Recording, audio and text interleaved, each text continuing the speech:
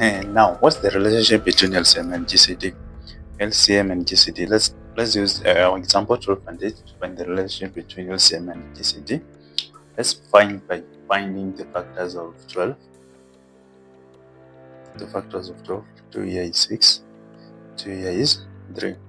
2, 2, and 3. Those are prime numbers. So the factors of 12 will be 2 squared times 3. Those are prime factors. Now let's find the prime factors of 18. The prime factors of 18, we have 18. Then we have 2 here. 2 goes to 18 9 times, and then we have 3 here. 3 goes to 9 3 times. These are prime numbers. So the prime factors for 18 will be 2 times 3 squared. Now, what will be our LCM? What will be our LCM? The LCM will be the prime factors with the highest powers. That will be 2 squared. We have 2 squared and we have 2. We'll pick 2 squared. That will be 2 squared times. We have 3 and 3 squared. We'll pick 3 squared because they have the highest powers. Now those are the LCM. This will be 4 times 9, which will give us 36. And then for the GCD, we'll pick the factors with the lowest powers. Now for 2 squared and 2, we'll pick 2. And for 3 and 3 squared, we'll pick 3. And so the GCD is 6. Now what's the relationship between the GCD and the LCM? Let's see the relationship. Yes, the relationship of 12 times 18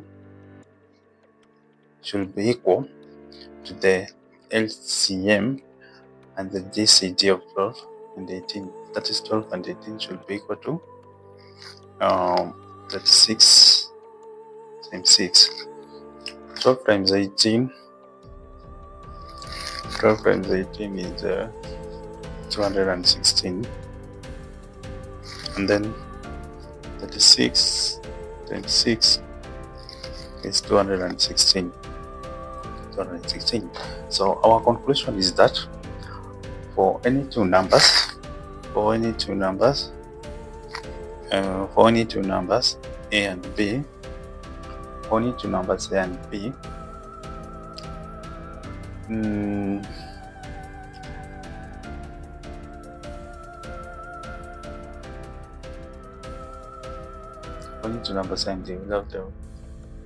if you multiply any two numbers, let's say A and B, yeah, if you multiply any two numbers, let's say A times B, the product should be the same or equal to the GCD of these two numbers A and B. times the LCM of these two numbers, A and B. And we'll prove it by saying that A is 12 and B is what?